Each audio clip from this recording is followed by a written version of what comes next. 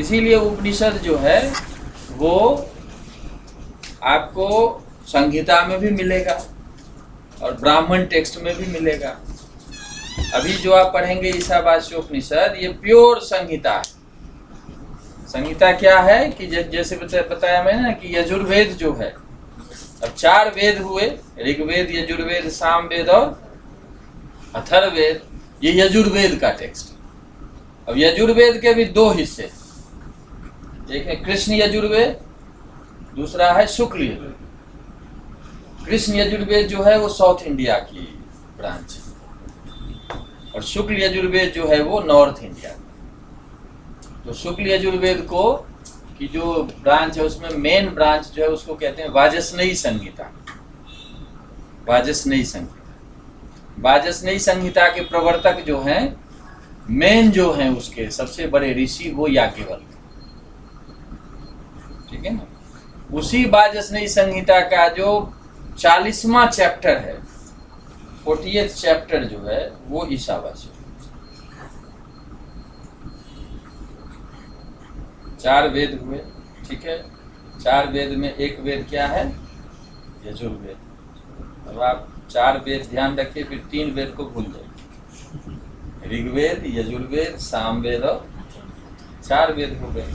अब आप 3 को भूल जाइए, यजुर्वेद हो गए। यजुर्वेद के 2 ब्रांच, कृष्ण और शुक्ल। कृष्ण किससे रिलेटेड है? साउथ इंडिया से, और शुक्ल है नॉर्थ इंडिया से, ठीक है। अब जो शुक्ल है उसका नाम क्या है? वाजस्नेयी संहिता। वाजस्नेयी संहिता।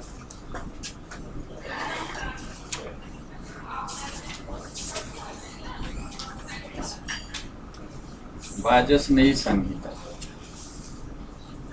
संहिता का मतलब होता है कलेक्शन, कलेक्शन ऑफ मंत्र, ठीक है ना। तो वाजस्नेयी संहिता जो है वो नॉर्थ इंडिया का है और इसके सबसे बड़े जो ऋषि कौन है? याज्ञवल्क्य। इसलिए याज्ञवल्क्य वो बहुत बड़ा नाम है भारतीय संस्कृति में। याज्ञवल्क्य, फिर व्यास, फिर शंकराचार्य, ये सब बड़े बड़े नाम हैं जिन्होंने पूरे देश के इस नॉलेज को, इस कल्चर को अकेले बचाया है, उसको आगे बढ़ाया। तो वाजस्नेयी संहिता जो है उसका, उसमें जो 40 अध्याय है ना, 40 चैप्टर्स हैं, उसमें लास्ट चैप्टर जो है उसका नाम है ईशावास्य। तो आप जो ये पढ़ रहे हैं ना, डायरेक्ट वेद पढ़ रहे हैं, ठीक है ना। तो ये बात आपको पहले इतना ध्यान में रखना चाहिए। तो अब टेक्स्ट है सबके पास।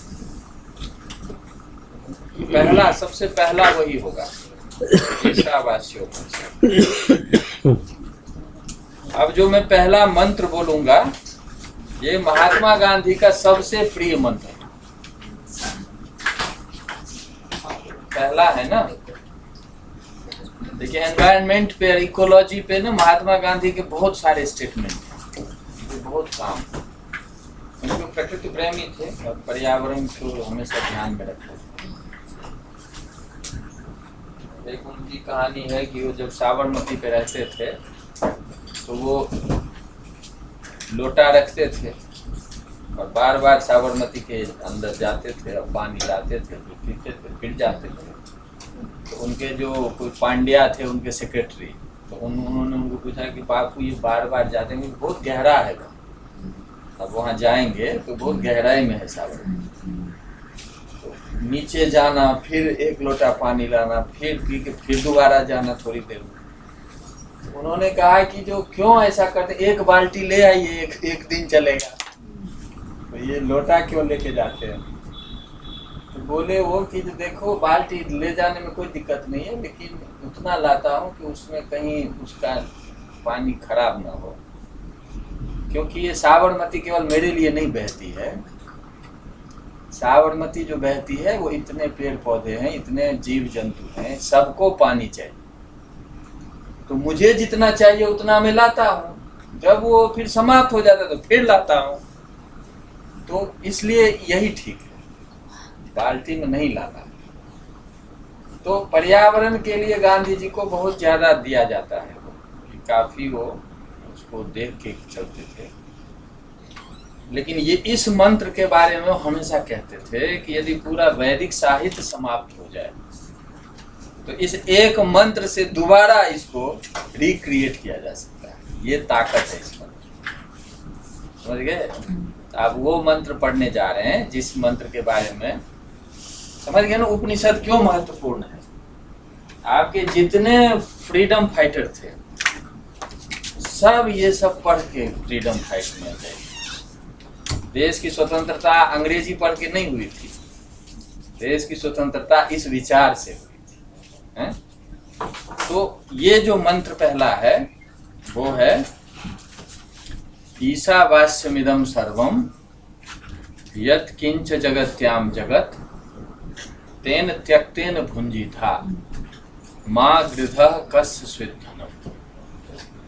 ठीक है, आप लोग चाहें तो एक बार पढ़ भी सकते हैं इसको, जिससे कि उच्चारण ठीक हो जाए। ईशावास्यमिदं सर्वम, ईशावास्यमिदं सर्वम, ईशावास्यमिदं सर्वम, ईशावास्यमिदं सर्वम, यत् किंच यत् किंच जगत्याम जगत, जगत्याम जगत, तेन त्यक्तेन भुंजीथा, तेन त्यक्तेन भुंजीथा, माँ गृधः माँ गृधः कस्य स्विद्धनम। कस्य स्विद्धनम। हाँ, ये मंत्र है।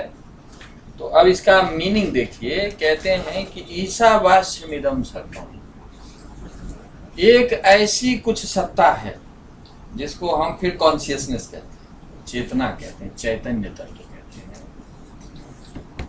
वो पूरे ब्रह्मांड में, वो सब जगह है।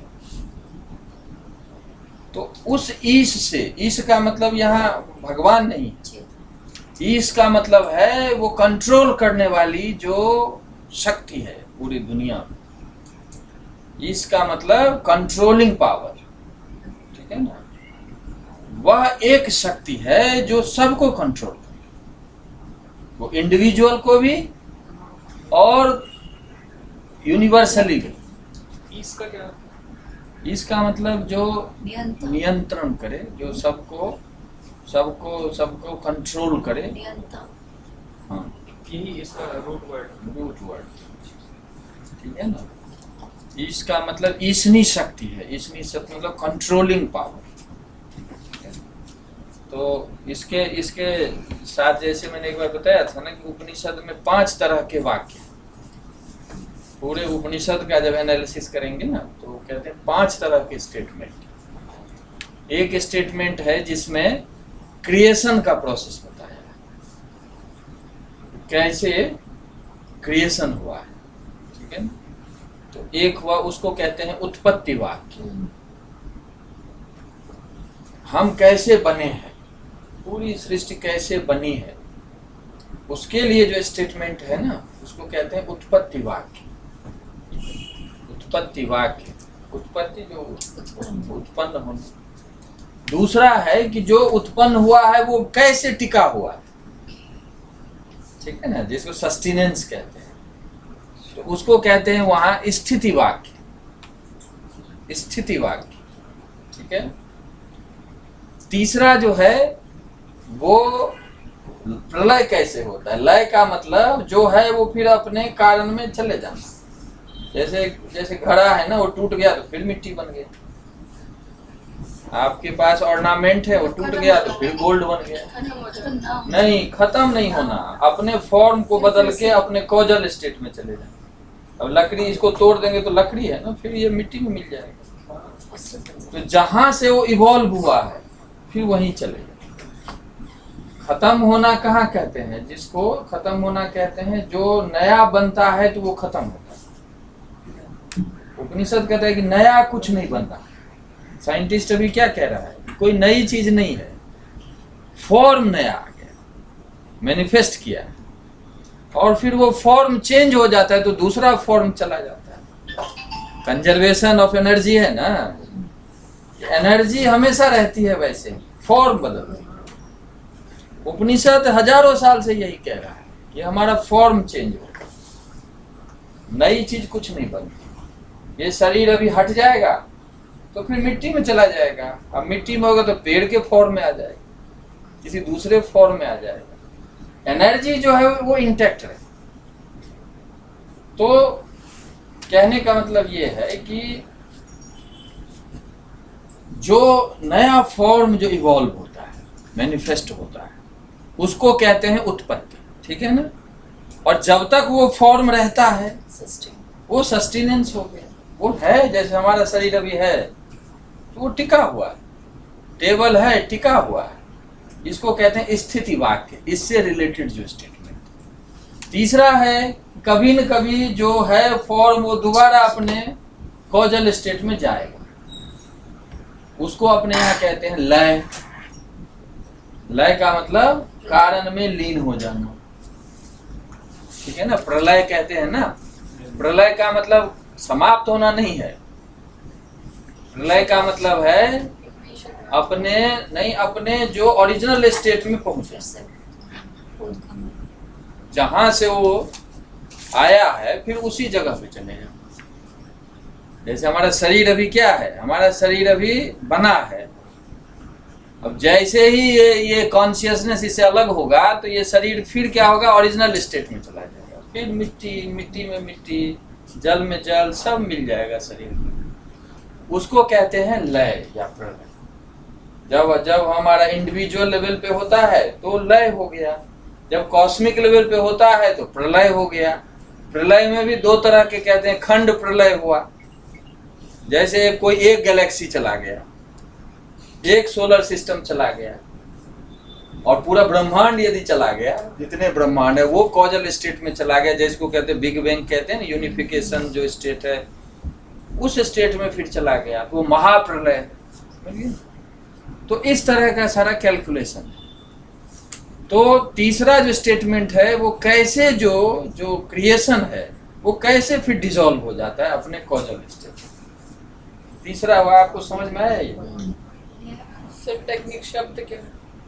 हाँ? प्रलय वाक्य क्या है? लय वाक्य। लय वाक्य। देखो ना, आप मिट्टी से घड़ा बनाती हो, फिर वो घड़ा टूटेगा तो फिर क्या हो जाएगा? तो तीन स्टेज हो गया ना। एक हुआ मिट्टी से घड़ा बनना, दूसरा स्टेज हुआ घड़ा बन के रहना, सस्टेन हुआ, तीसरा हुआ घड़ा फिर मिट्टी बनना, उसको लय कहेंगे। जैसे घड़े के बारे में हमने ये बात की, वैसे तो पूरी दुनिया में भी ऐसे ही है ना, क्योंकि सब कभी न कभी बना है, टिका हुआ है, फिर वो वहीं पे पहुंच जाए। तो उपनिषद में जो तीन तरह के स्टेटमेंट हैं ऐसे हैं, उत्पत्ति, स्थिति, लय। ठीक है, तीन हुए। और चौथा जो है वो है प्रवेश वाक्य। प्रवेश वाक्य जो है ये वेस्ट से भारत को अलग करता है। ये एक स्टेटमेंट जो है वो वेस्टर्न जो सेमेटिक व्यू है उससे पूरे का पूरा भारतीय जो चिंतन है उसको अलग करता है। प्रवेश वाक्य का मतलब है कि जो कॉजल स्टेट है वो इफेक्ट में एज इट इज रहता है, जिससे बना है ये। जैसे मिट्टी से घड़ा बनेगा तो घड़ा में मिट्टी रहेगा, बैठा हुआ है। हम ये नहीं कह सकते कि मिट्टी अलग है और घड़ा अलग है। ये तो सत्कार्यवाद की थी। सत्कार्यवाद, बिल्कुल सत्कार्यवाद। जैसे गोल्ड से कोई ऑर्नामेंट बना तो गोल्ड वहां है, तो जो कॉजल स्टेट में है वही इफेक्ट में, ठीक है ना। इसीलिए अपने यहाँ क्या है कि जो ब्रह्म है ऊपर में, जो सुप्रीम कॉन्शियसनेस है, वही कॉन्शियसनेस इंडिविजुअल में भी बैठा है, ठीक है ना। सेमेटिक का व्यू इससे बिल्कुल अलग है। सेमेटिक व्यू क्या है, वो कहते हैं जो गॉड जो क्रिएट किया वो क्रिएशन अलग है, गॉड अलग नहीं, द्वैत अद्वैत में। आप उस कॉन्टेक्स्ट में अलग से इसको एक्सप्लेन कर सकते हैं, लेकिन अभी यदि उस रूप में देखेंगे ना तो उनका गॉड जो है ना वो संसार से अलग है, अलग है। उसका संसार से कोई लेना देना नहीं। कैसे? जैसे घड़ी अलग है और घड़ी बनाने वाला अलग है। घड़ी में घड़ी बनाने वाला नहीं रहता, समझ गए ना। तो संसार उनके लिए घड़ी की तरह है और घड़ी बनाने वाला गॉड हुआ। स्पिनोजा का ये ना सर, स्पिनोजा नहीं, स्पिनोजा तो एकदम विपरीत में आ गए, वो तो इंडियन जैसे आ गए। स्पिनोजा को तो इसी के कारण मार दिया थ्योरी ऑफ घुमाते घुमाते। पैरेललिज्म ये कार्टेशियन है, रेने डेकार्ट का जो है ना, I think therefore I am. वो तो आई को एक्सप्लेन, कॉन्शियसनेस को एक्सप्लेन करता है, लेकिन उनका गॉड और क्रिएशन जो है ना, जी वो गॉड अलग है, क्रिएशन अलग है। इसीलिए इस क्रिएशन में गॉड कहीं नहीं है। जब गॉड कहीं नहीं है तो हम सब ऑर्डिनरी ह्यूमन बीइंग। इसीलिए आप अलग, मैं अलग, सब अलग, सब जो है वो एक ही जन्म होगा, एक ही जन्म में जितना आपको सुख भोगना है भोगिए, फिर चले जाओ। हमारा क्या है कि तत्सृष्ट्वा तदेवानुप्राविशत, जो क्रिएशन है उसमें गॉड भी बैठा हुआ है। गॉड बैठा हुआ है तो आपके हृदय में भी ईश्वर है, हमारे हृदय में भी ईश्वर है, सब में ईश्वर है। गीता में कहते हैं ईश्वर सर्वभूतानां हृदयेषु तिष्ठति। हर एक जीव के हर एक कण कण में ईश्वर है। क्यों? क्योंकि जो कारण है वही कार्य में बैठा है। तो इसको उपनिषद के ऋषि ने कैसे कहा? प्रवेश वाक्य। प्रवेश वाक्य मतलब जब घड़ा बनाया गया तो मिट्टी पहले ही बैठ गई जाके वहां। जब आपने अंगूठी बनाई तो गोल्ड पहले से बैठा हुआ है वहां पे। वैसे जो असली कारण है, जिसको आप ब्रह्म नाम दें, आत्मा नाम दें, चेतना नाम दें, वो पहले से वहां बैठा हुआ। इसीलिए घड़ी अलग, घड़ी बनाने वाला अलग, ये कॉन्सेप्ट नहीं स्वीकार्य है। वेद का कॉन्सेप्ट ये है कि जो कारण है वही कार्य है। इसीलिए हमारे वो महावाक्य जिसको आप कहते हैं ना, कि जब आपको लगता है कि मैं अलग हूं, ये अलग है, तो ऋषि कहता है नहीं, तुम वही हो। तुम क्यों वही हो? क्योंकि जो लकड़ी यहाँ है वही लकड़ी वहां है। दोनों एक ही पेड़ से बना है। आपको ये नहीं लगना चाहिए कि मेरा एक अलग फॉर्म हो गया और इसका अलग फॉर्म है तो ये अलग हो गया, हम अलग। जो अंगूठी है वही नेकलेस है। दोनों एक ही गोल्ड से बना है, दोनों में गोल्ड बैठा हुआ है। इसीलिए गोल्ड माइंडेड या गोल्ड ओरिएंटेड माइंड, ये यदि होगा तो कोई प्रॉब्लम नहीं है, और फॉर्म ओरिएंटेड माइंड हो गया तो प्रॉब्लम। ये जो चीज है, इन सारी चीज को एक्सप्लेन करने के लिए जो स्टेटमेंट उपनिषद में, उसको क्या कहते हैं? प्रवेश वाक्य। प्रवेश वाक्य मतलब कारण कार्य में प्रविष्ट है। समझो ना, कारण कार्य से अलग नहीं है। एक चीज जो है वो पूरे वेस्ट से भारत को अलग कर देता है। इसीलिए वेस्ट के गॉड को आप ईश्वर नहीं कह सकते।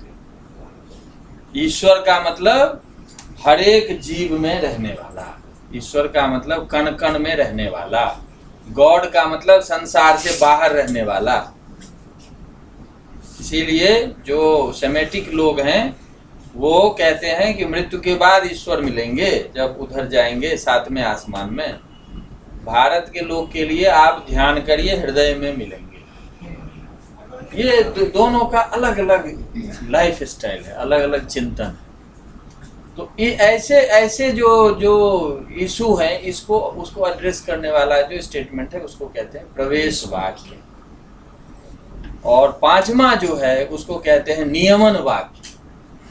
नियमन वाक्य का मतलब कि वो कौन चीज है जो सबको कंट्रोल करता है, from outside and also from with in. ठीक है ना, कौन चीज है जो कंट्रोल करता है। तो अब फिर इसमें जो डिफरेंस आपको दिखेगा कि जो सेमेटिक कल्चर है उसका जो कंट्रोलर है वो दैट इज आउटसाइड क्रिएशन। समझ गए ना? हमारा जो कंट्रोलर है वो from outside as well as from within. Immanent way, transcendent. समझ गए ना? ये जो चीज है, इसी को पीछे भी बात हुई थी, इसी को अपने यहाँ कहते हैं अंतर्यामी। ये अंतर्यामी शब्द बृहदारण्यक उपनिषद का है, नहीं कहते हैं अंतर्यामी है। ये अंतर्यामी का मतलब आम लोग समझता है कि ये जानता है सब कुछ, कुछ। ये अंदर की बात जानता है, उसको कहते हैं अंतर्यामी, या भूत वर्तमान भविष्य सबको जानता है। अंतर्यामी का मतलब वो नहीं है। बाबा लोग अंदर हैं। अंतर्यामी का अंतर मतलब अंदर, और यामी मतलब कंट्रोल करने वाला। आपके अंदर रह के जो कंट्रोल कर रहा है उसको अंतर्यामी। अंतरे स्थित्वा नियमयति इति अंतर्यामी। ये बृहदारण्यक में मैत्रेयी को याज्ञवल्क्य बता रहे हैं। जब मैत्रेयी पूछती है कि मुझे आत्मा का ज्ञान चाहिए, मुझे संसार नहीं चाहिए। सर एक बार फिर बोलेंगे, अंतरे अंतरे स्थित्वा नियमयति व्यक्ति इति अंतर्यामी। मतलब a reality, a principle that controls everyone from within. समझ गए ना? बृहदारण्यक उपनिषद द्वितीय अध्याय का, दूसरे अध्याय का जो तीसरा ब्राह्मण है ना, दूसरे अध्याय सेकंड चैप्टर का जो थर्ड पार्ट है ना, उसमें आपको मिलेगा। तो समझ गए ना? अब ये जो मैं बताया, इसलिए ये फोकस देके बताया है क्योंकि मॉडर्न साइंस के लिए ये बहुत बड़ा प्रिंसिपल है। क्लासिकल साइंस जो है ना, वो उस पे आधारित है, वॉच मेकर, ठीक है ना, वो उस पे पूरा न्यूटनियन साइंस है, उसकी फिलॉसफी वो है। लेकिन आइंस्टाइन ऑनवर्ड जो मॉडर्न साइंस है, उसकी फिलॉसफी उपनिषद वाली है।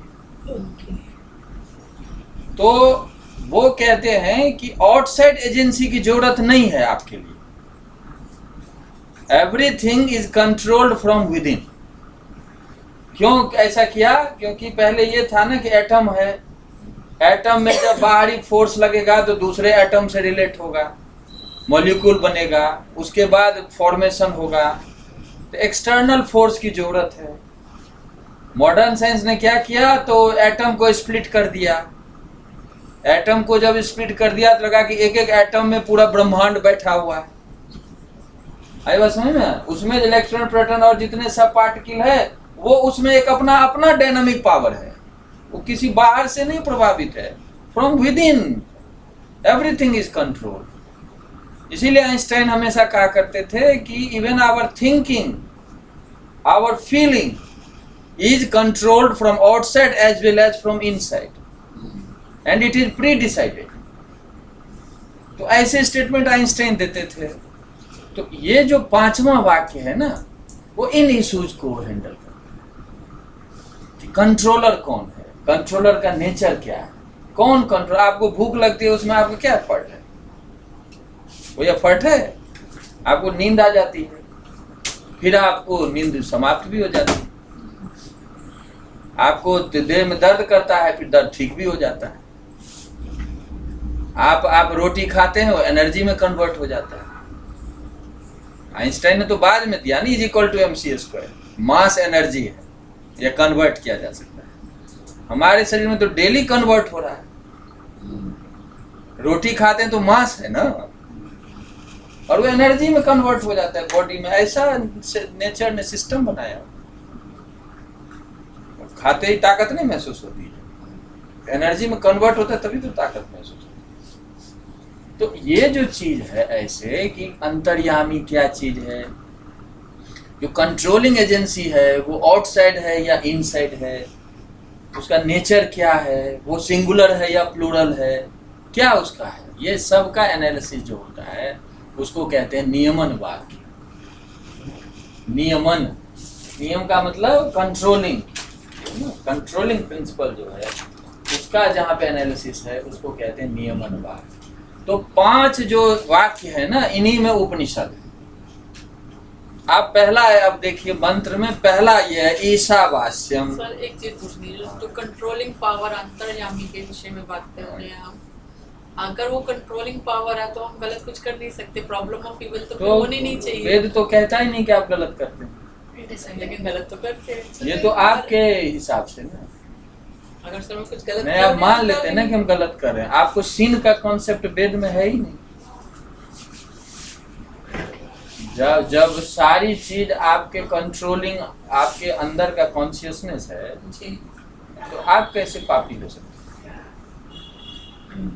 हम जब उसको न जानते हुए अपने ईगो को हम बाहर लाते हैं और उसके हिसाब से एनालिसिस शुरू करते हैं, तब हमें लगता है कि ये गलत है, ये ठीक है। ठीक है ना? यदि आप कॉन्शियसनेस को जानते हैं तो आपसे गलती होगी नहीं। यदि गलती हो रही है तो इसका कुछ और पर्पस। कैसे सर? कैसे है वो? अगर मैंने उसका आपको दूसरा आप पर्पस शब्द है। कह दिया तो मैं गलत कर रही हूँ, मैं अपने आप में भी महसूस करूंगी मुझे आपके समक्ष आप शब्द नहीं कहने चाहिए थे, जो बैठे हैं नहीं, मैं उनको ये भी कह रहा हूं लगेगा ना कि आप जैसे नहीं गलत किया। कॉन्शियसनेस को यदि जानते हैं ना, लेकिन अंतर्यामी आप बोलेंगे ही नहीं ना गलत शब्द।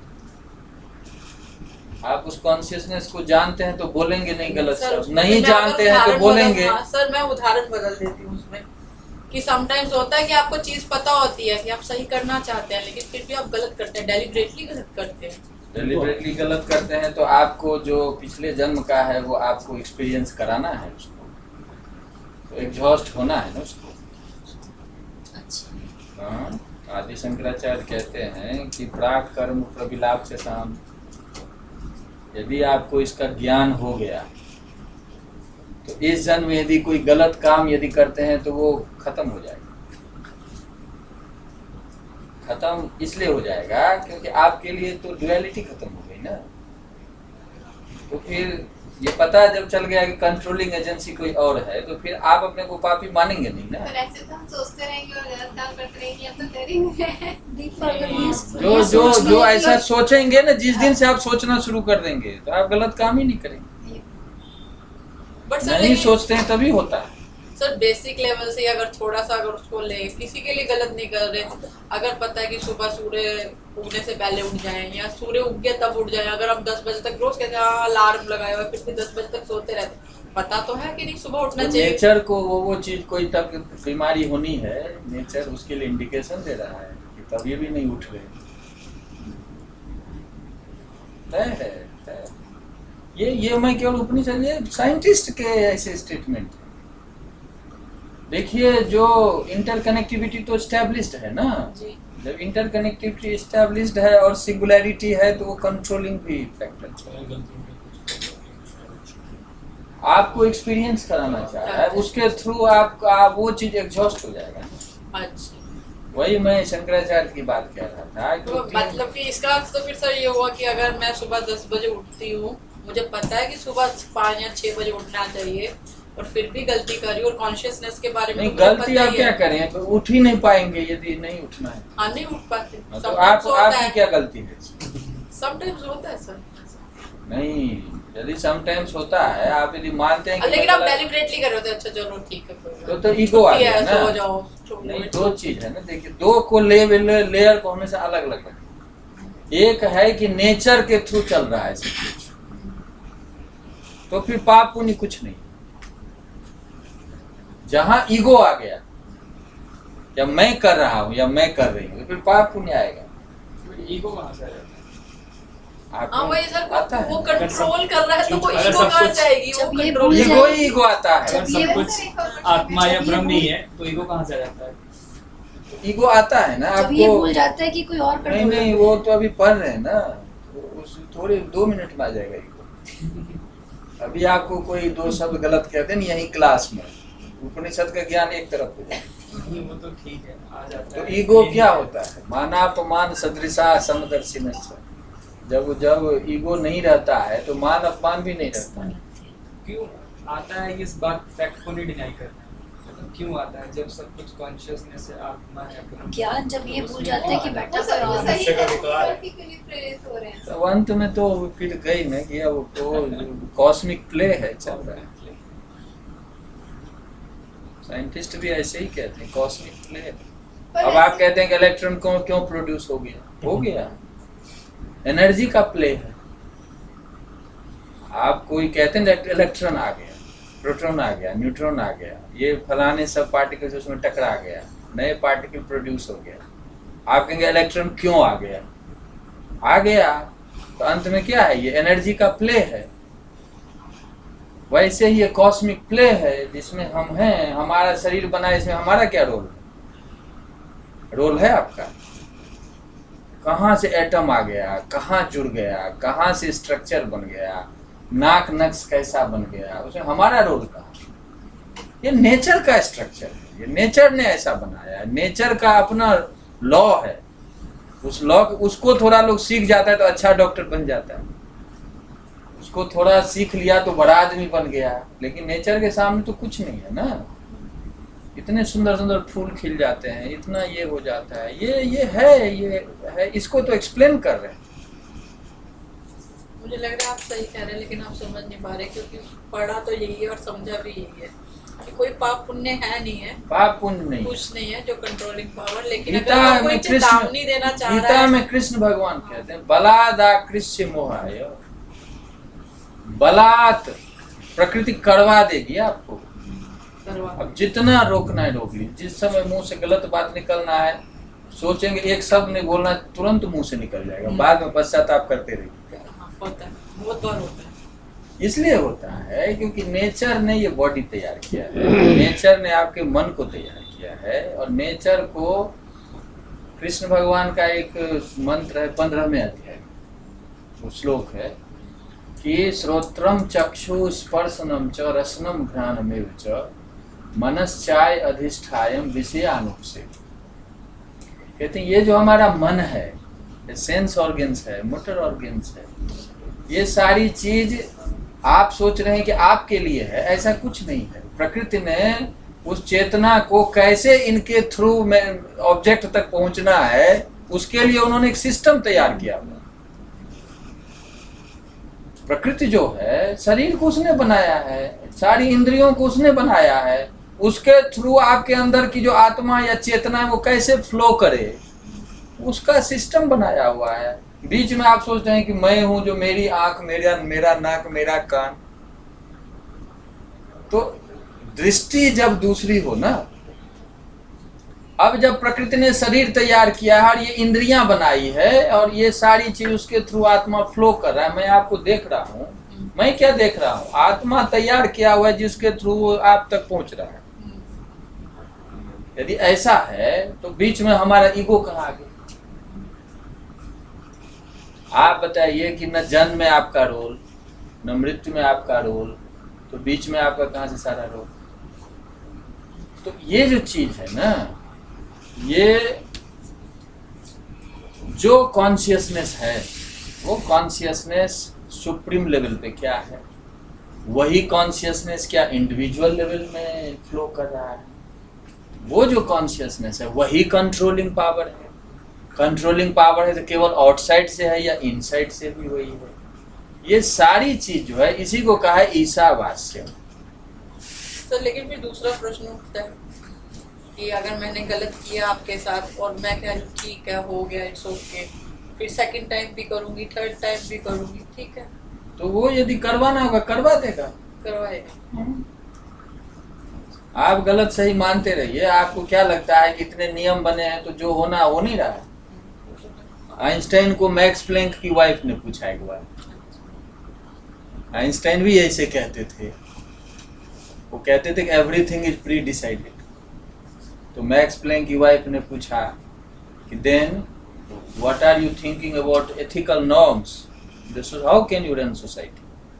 जो कुछ कर देगा बाद में कहेगा कि जो ये तो ठीक है, तो कहते हैं उसके लिए तो नेचर ने लॉ भी बना दिया है ना। तो आप यदि कॉन्शियसली या नॉन कॉन्शियसली या अनकॉन्शियसली यदि आपसे हो रहा है, तो आपको यदि सजा मिल रही है तो क्या दिक्कत है? वो भी एक पार्ट है उसका। वो तो सोसाइटी भी चल रही है इसके, वो तो नेचर का बनाया हुआ रूल नहीं है। नेचर का क्या? आपको नेचर बनाया, आपने रूल बनाया है, तो किसके द्वारा बनाया? सोशल लॉ जो होता है उसमें कभी कभी कोई विक्टिम होता है तो वो, मैं कह रहा हूँ कि ये तो पहले मान लें कि हमें नेचर नहीं बनाया है, तब तो ये चीज चल जाएगी। लेकिन यदि ह्यूमन बीइंग को नेचर ने बनाया है और ह्यूमन बीइंग लॉ को बना रहा है, तो लॉ किसके द्वारा बनाया? नेचर के द्वारा बनाया। सोसाइटी यदि बनी है तो उसको चलना भी है, चलना है तो उसके लिए नॉर्म्स भी है। यदि नेचर सब कुछ कर रहा है, आप देखेंगे बड़े बड़े जो लोग हैं ना, ऐसे कई घटना घट जाती है तो वहां पे वो कहते हैं कि ठीक है, प्रकृति को ये स्वीकार्य था, ठीक है। भीष्म पितामह को पता नहीं था कि हम गलत जगह पे हैं। बोला ठीक है, हमारे शरीर का ऐसा ही उपयोग है, तो ऐसा ही है, इसलिए इतने तीर भी लगे, पड़े भी रहे, लेकिन उनको पता था कि ये मेरा ये रोल है, तो ठीक है। लोग एनालिसिस कर रहे हैं, अपना करते रहे। तो साइंस के पॉइंट ऑफ व्यू से आज के समय में आप जो लेटेस्ट जो मॉडर्न साइंटिस्ट हैं उनका व्यू देखेंगे, गीता उपनिषद का देखेंगे, तो गीता में 2 लेवल की ही बात कृष्ण करते हैं। या तो आप नेचर से आपका आइडेंटिकल रिलेशन है, या आप नेचर से अलग है, 2 ही तो बात होगी ना। यदि नेचर से हो रहा है तो 11वें अध्याय में उन्होंने अपना विश्व रूप दिखा दिया। बोले अर्जुन को आप मारेंगे नहीं मारेंगे, ये मरेगा। आपको यदि गलतफहमी कहीं हो कि मैं ही मारूंगा, ये मरेगा, 18 दिन ही है सबका ये।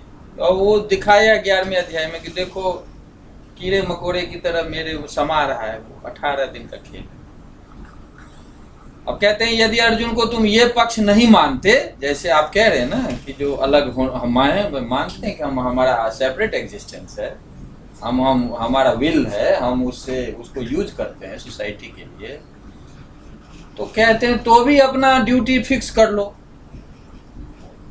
अर्जुन को दूसरा ऑप्शन देते हैं कृष्ण, कहते हैं यदि आप इनको नहीं मानते, आपको लगता है कि मैं पाप कर रहा हूं या पुण्य कर रहा हूं, क्या कर रहा हूं, तो भी ड्यूटी फिक्स करो। आपने ड्यूटी क्या फिक्स किया है कि मुझे सोसाइटी को ठीक करने के लिए युद्ध करना है, तो युद्ध का टाइम है, युद्ध करो। हतो वा प्राप्स्यसि स्वर्गम जित्वा वा भोक्ष्यसे महीम। यदि मर जाओगे तो ड्यूटी करते मरोगे, तो भी मोक्ष मिलेगा। यदि जीत गए तो राज्य चलाओगे। दोनों स्थिति में तुम्हारे पास यही है, और तो तीसरा ऑप्शन नहीं है। तो 2 ही तो हमारे रास्ते हैं ना, या तो हम प्रकृति के नियमों से संचालित तो पाप पुण्य नहीं होगा। यदि हम प्रकृति के नियमों से संचालित नहीं है, हम इंडिविजुअल हैं, हमारा अपना विवेक है, हम उसके आधार पे अच्छे बुरे को तय करते हैं, तो भी अच्छा करिए। बुरा करिएगा तो ठीक है, सब मिलके नियम बनाया है तो उसको भोगिए, फल को भोगिए। 2 ही तो रास्ते हैं ना। दोनों रास्ते में कृष्ण कहते हैं कि जो ये कहता है कि मैं हूं, अहंकार विमूढ़ात्मा करता हमिति मन्यते, जो मानता है कि मैं इंडिविजुअल हूं, अलग हूं, वो विमूढ़ है, उसको ज्ञान नहीं है।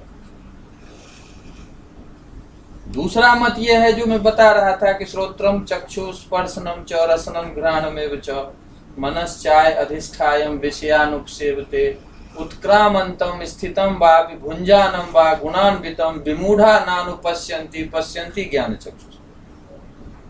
कहते दूसरा मत ये है कि प्रकृति से सब संचालित है, एक सुप्रीम कॉन्शियसनेस है जो हर एक इंडिविजुअल में है अंतर्यामी रूप में, वही आंख के द्वारा, नाक के द्वारा, मन के द्वारा वो सब प्ले कर रहा है, विषय तक जा रहा है। तब यदि आप उस कॉन्शियसनेस को नहीं पहचान रहे हो तो कहते हैं विमूढ़ा नानुपश्यन्ति, तो आपका अभी तक मन बुद्धि विकसित नहीं हुआ, आप फिर इस प्रकृति को समझ नहीं पा रहे हैं। ठीक है ना, आपको अभी डेवलपमेंट की जरूरत है। आपके शरीर में भूख लग रही है, प्यास लग रही है, आपके शरीर की सारी चीजें ऑटोमेटिकली हो रही है, कोई तो एजेंसी है, बिना कॉज के तो इफेक्ट नहीं होता ना। आपका भूख लगती है, इसमें आपका क्या रोल है? अचानक लगता है कि अब खाते खाते पेट भर गया, आपका क्या रोल है इसमें? कोई तो है आपके शरीर में जो इन सारी चीजों को कंट्रोल कर रहा है। आप खाना खाते हैं, आपको पता है कितने लेवल पे उसका प्रोसेस होता है। मैं एक साइंटिस्ट की बुक पढ़ रहा था, क्या था कि हम जो रोटी खाते हैं और वो जो एनर्जी में कन्वर्ट होता है, उसके बीच में लाखों प्रोसेस होता है। कोई ऐसा यंत्र नहीं विकसित हो पाया कि उस प्रोसेस को कैप्चर कर सके। कौन करता है ये सारा प्रोसेस? जो करता है उसी को अंतर्यामी कहते हैं, उसी का नाम आत्मा है, वही ब्रह्म है, तो सुप्रीम और ये एक है, उसके द्वारा कंट्रोल्ड है सब कुछ। ठीक है ना? हाँ, अब बताएं, हो गया आंसर? हाँ सर, जो आपने बोला कि हमारा कोई रोल नहीं है, हाँ, लेकिन वही बात तो अभी थोड़ा थोड़ा वही आ रही है। वही है कि अगर डिलीशियस खाना है तो अच्छे से खा लेंगे, अनडिलीशियस है आप तो नहीं खा रहे खाएंगे। ना, आपके अंदर की जो चेतना है जी। उस तरफ से डिजायर आ रही है ना। क्यों किसी को अच्छी का वही मैंने कही कि क्यों किसी को अच्छे कर्मों की प्रेरणा मिलती है और क्यों किसी को बुरे कर्मों की, क्यों नहीं सब यहाँ पर आके क्योंकि एनर्जी जो है ना, शक्ति जो है ना, प्रारब्ध।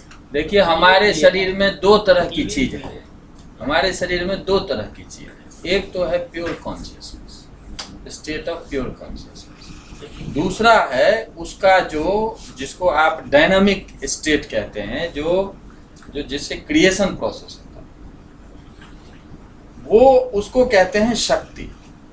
ठीक है ना? हम वैसे कह देते हैं आत्मशक्ति। तो आत्मा और आत्मा की शक्ति, शक्ति का मतलब जो प्रोसेस करता है। ठीक है ना? अब प्रोसेस तीन तरह से होता है, इसी को अपने यहाँ कहा है सत्व, रजस और तमस। प्रोसेस जो होता है वो एक प्योर फॉर्म में, जो आपके अंदर डिस्क्रिमिनेटिव विजडम ला देगा कि नहीं ये बिल्कुल गलत है, ये बिल्कुल सही है। दूसरा प्रोसेस जो होता है दूसरे तरह का, वो वर्ल्डली अचीवमेंट में लगा देता है, ये मिले वो मिले वो मिले, ऐसा अनुभव में आता है। तीसरा प्रोसेस जो है वो नेगेटिविटी में डाल देता है। अब ये तीन प्रोसेस नहीं रहेगा ना, यदि केवल सत्व रहेगा तो सब सन्यासी बन जाएगा, केवल रजस रहेगा तो सब मारपीट करता रहेगा, मुझे सब कुछ मिले, दूसरा कहेगा मुझे सब कुछ मिले।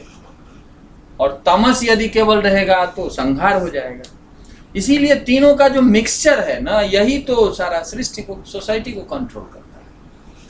तो इसीलिए यदि आप हाईएस्ट लेवल पे आप यदि सोचते हैं, जिस लेवल पे ऋषि बात कर, तब तो कॉन्शियसनेस जो है, आत्मा जो है, उसी की शक्ति तीन रूप में मैनिफेस्ट कर, वही सत्व रूप में आ रहा है। अभी आप बैठ के पढ़ रहे हैं, ये सत्व का रूप है। अभी आप जाएंगे तो लगेगा कि अरे मुझे इस सब के पास कार है, मेरे पास कार नहीं है, घर नहीं है, सबके पास है, तो आपका एक घर में भी ले लूं। रजस डोमिनेट करना शुरू कर गया। तीसरी जगह जाएंगे, कोई गलत बात बोलेगा, दो थप्पड़ मार देंगे, तमस शुरू हो गया। हमारे एक ही दिन में ये सारे फॉर्म आते रहते हैं, समझ गए ना? This is the manifestation of शक्ति। ठीक है ना? तो कहते हैं अब शक्ति और शक्ति जिसका है, ये दो चीज अलग अलग, कृष्ण भगवान कह रहे हैं कि दो चीज अलग अलग है। एक तो शक्ति के रूप में जब आप देखेंगे तो फॉर्म ओरिएंटेड हो जाएगा, और जब आत्मा में रहेंगे तो फॉर्मलेस हो जाएंगे। तो फॉर्मलेस हो गए तो यूनिफाइड स्टेट में चले गए, और आप फॉर्म में आ गए तो मल्टीप्लिसिटी आ गई। मल्टीप्लिसिटी यदि डोमिनेट कर गया तो हम अलग अलग को अलग अलग मान रहे हैं, और यदि आपको उस कॉन्शियसनेस लेवल पे चले गए तो सिंगुलर हो गए, तो सब एक हो गया। ये जो दो दृष्टि है ना, यही ऋषि कह रहे हैं कि आप असली चीज समझो। समझो क्या समझो? ईशावास्यम, हर एक चीज वो सिंगुलर रियलिटी से परवेडेड है, सब में वही एक तत्व बैठा हुआ है। इसी को कहते हैं ईशावास्यम। ईशावास्यम का मतलब ईशनी शक्ति से युक्त है सब। ईशनी शक्ति मतलब a singular reality that controls everything from outside and from within। ठीक है ना? तो ये चीज यहां से शुरू किया है कि ईशावास्य मिदम सर्वम, ये सब कुछ जो है उसमें एक ही सत्ता है, एक ही चीज है। अब जैसे यहां से आप इसको समझना शुरू करेंगे तो ईगो कहां से आएगा? नहीं आएगा ना। ईगो तो तब आएगा जब उससे हम अलग हैं। अब आप अपने बारे में सोचिए, तो आपका शरीर है ना, शरीर क्या है? एटम से बना है ना। एटम क्या है? सब पार्टिकल है ना। सब पार्टिकल क्या है? एनर्जी है ना। एनर्जी क्या है? उस कॉन्शियसनेस की है ना। तो आपका ईगो कहां से आएगा? मैं कह रहा हूं चारवाकी ही बन जाए, जिस चारवाक को कहते हैं कि ये सबसे स्थूल सोचता है।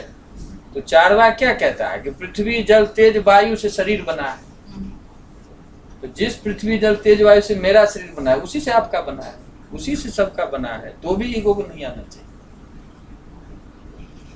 तो आपका क्या हुआ फिर? 4 जो महाभूत है उसका अमालगमेशन है, और उससे यदि मान लीजिए कॉन्शियसनेस प्रोड्यूस होता है तो भी एक जैसा सब में है, तो दिक्कत क्या है? दिक्कत ये है कि हम कॉजल स्टेट पे जाना नहीं चाहते, हम फॉर्म को हमेशा महत्व देते हैं। तो फॉर्म जहाँ आएगा तो भेद हो जाएगा, भेद जहाँ हो जाएगा तो लड़ाई झंझट शुरू हो जाएगी। कॉजल स्टेट पे जाके भी हमारी मजबूरी, हम नहीं जा पाते, ज्यादा जाएंगे नहीं। जैसे वो ठीक है, जब मुझे भूख लग रही है, बस बहुत पढ़ लिया, मुझे खाना खाना है, ये एक बिल्कुल सही वाक्य, और मैं खा लूंगी, मेरी भूख मिट जाएगी, इसमें भी कोई समस्या नहीं है। समस्या तो तब आएगी ना सर, खाना खाना है, अब कैंटीन गए, कुछ है ही नहीं है, वो भूख लग रही है, यहाँ कैंटीन से कुछ मिल गया खाने को, इसमें नमक नहीं है, यहाँ ये गंदा है, फिर वो गुस्सा आ रहा है, घर कैसे जाऊंगी, ये कैसे जाऊंगी, वही सत्व गुण रजस में और तमोगुण में घूमते रहेंगे। ये बोल कैसा रहा है, ये कब देख क्यों घूम नहीं रहे रहा, हैं, कब घूम 50 रहे रुपए का एक समोसा क्यों जब लगा रहा है। कॉन्शियसनेस पे नहीं सोचेंगे ना तो सत्व रजस तमस आपको प्रभावित करेगा। जब मान लेंगे कि ये चेतना ही इन रूपों में मैनिफेस्ट कर रहा है, तो ये सारी चीज आपको नमक नहीं रहेगा तो भी गुस्सा नहीं आएगा। और ये अगर हमें भगवान है, हम सब भगवान है और भगवान हमारे अंदर है, तो हमें ऐसे क्यों बनाया कि हम और चीज़ों की तरफ ज़्यादा जा रहे हैं, और इंस्टेड ऑफ लाइक भगवान की तरफ या कॉजल स्टेट की तरफ हम कम सोच रहे हैं। कुछ ही लोग हैं जो सोच रहे हैं, कुछ ही लोग जो विवेकानंद बन पाते हैं, जब वो चाहते हैं कि हम सब एक हैं और हम सब अल्टीमेटली उसी को मतलब पाए हैं, जो भी मतलब मोक्ष है जो भी बोले, तो क्यों हमें इन सब चीज़ों में भगा रखा है? जबकि फिर हम क्यों नहीं यही सब चीज़ें कर रहे हैं, और ये क्यों नहीं पढ़ रहे, ये क्यों मुश्किल है? क्योंकि हमारी सारी इंद्रियां बहिर्मुखी बना दी हैं, क्योंकि हमें उन्हें और मुश्किल से और लेके आना पड़ रहा है। मतलब वैसे कहाँ मुश्किल है? मुश्किल तो आप इसको समझ के तो मुश्किल अपने आप को गायब हो जाएगी। आप समझ लीजिए कि प्रकृति ने आपको बनाया है, प्रकृति ने जो बनाया है वो जिस एक्ट के लिए बनाया है वो आप कर रहे हैं। बस ये ध्यान रहे कि प्रकृति के द्वारा ये हो रहा है, तो ईगो नहीं आएगा। यदि आप प्रकृति को भूल जाएंगे और केवल अपने को रखेंगे तो ईगो आ जाएगा। होता क्या है ना, हम उसको भूल जाते हैं तो केवल मैं दिखता है। मैं जब दिखता है तो फिर गलत सही दिखना शुरू हो जाता है। तो वो है, मैं एक शंकराचार्य जी का एक बता रहा था कि उसी में है स्तोत्र रत्नावली, आप लीजिएगा तो प्राक कर्म प्रविलाप्य, ऐसा वेदांत में है, उपनिषद में है कि इस जन्म में जहां से शुरू हुआ है उसके जो भी कर्म अभी तक हो चुके उसको कहते हैं प्राक कर्म। समझ गए ना, उसको कहते हैं प्राक कर्म।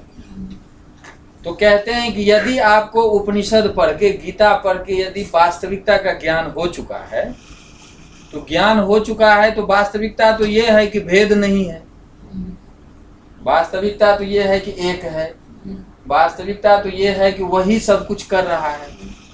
तो इस जन्म का जो आपका कर्म किया हुआ है वो तो उसके द्वारा करवाया हुआ है ना, आपने तो किया नहीं है, तो पाप पुण्य गायब हो जाएगा।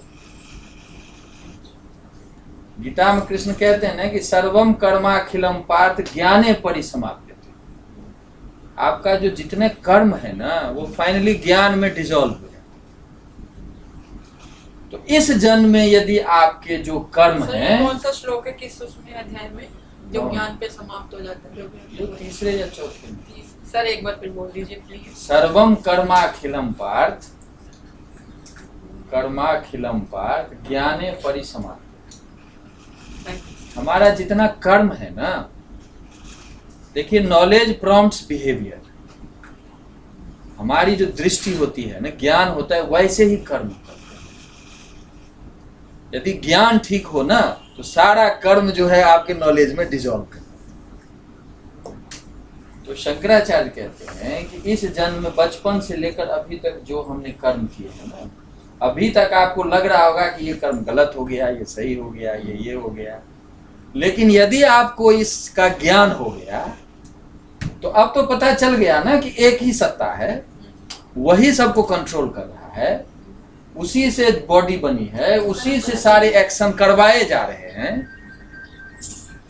तो आपने तो ना कोई पाप किया ना पुण्य किया, तो इस जन्म के कर्म जो अभी रिजल्ट मोड में नहीं आया है वो तो गायब हो जाएगा ना, वो पाप पुण्य से आप अलग हट गए।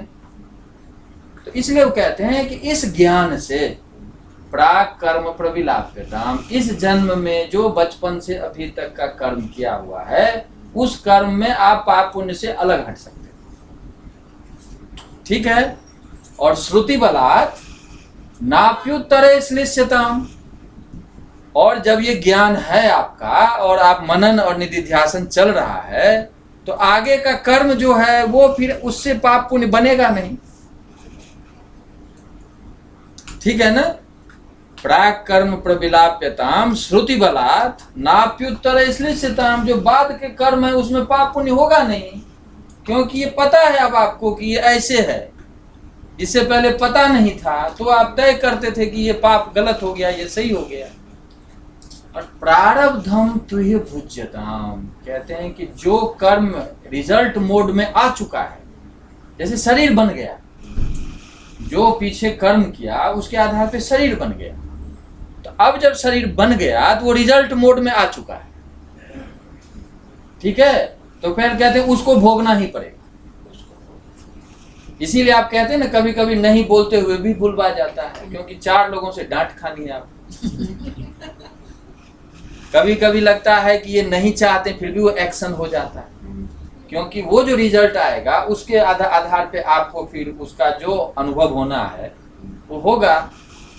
तो प्रारब्धम तुह्य भुज्यताम, उसकी तुलना हमेशा कहते हैं कि जैसे कुंभकार जो है ना, एक बार चक्र घुमा दिया, तो घुमा दे तो जितना फोर्स लग चुका है उतने देर तक वो घूमेगा, फिर रुक जाएगा। वैसे ही इस रिजल्ट मोड में जो चीज आ चुका है वो तो बैक नहीं होगा ना। तो जो आ चुका है उसका जो एक्सपीरियंस होगा वो पॉजिटिव हो नेगेटिव हो वो अब होगा। तो 3 चीज, अब योग सूत्र एक देख लीजिए, 3 चीज है योग सूत्र में। एक तेज जात्यायुर्भोगा, एक सूत्र है, ये दूसरे चैप्टर का है, तेज जात्यायुर्भोगा। कहते हैं आपका जो एक्शन है ना और नॉलेज है ये 3 तरह की चीज करता है। जाति, जाति का मतलब किस घर में जन्म होगा, जाति मतलब कास्ट नहीं, बर्थ। आपका जो एक्शन है ना, जो आप ईगो से होके एक्शन कर रहे हैं या ईगोलेस स्टेट में कर रहे हैं, यदि ईगो से युक्त कर रहे हैं तो आपका तय हो रहा है। तो किस जगह जन्म होगा ये वही तय करेगा। आयु, नमस्ते, बस मैं सबसे नमस्ते करने आई, सबकी जा रही हूँ। ठीक है तबीयत? हाँ, ठीक नहीं है, चले जाइए आप। वो आपको ये कर देंगे। ठीक है। सबको नमस्ते, क्षमा प्रार्थना। Take care ma'am. मैम आपके लिए स्वीट्स हैं? एक स्वीट्स किस पूजा की तरफ से? नहीं नहीं मेरी तरफ से नहीं, मैं अपने हर साल चलो, इसका भी हो गया ना दोबारा उसमें SPM में। अच्छा, कंटिन्यू बैठिए ना प्लीज, आप बैठिए। आप करें।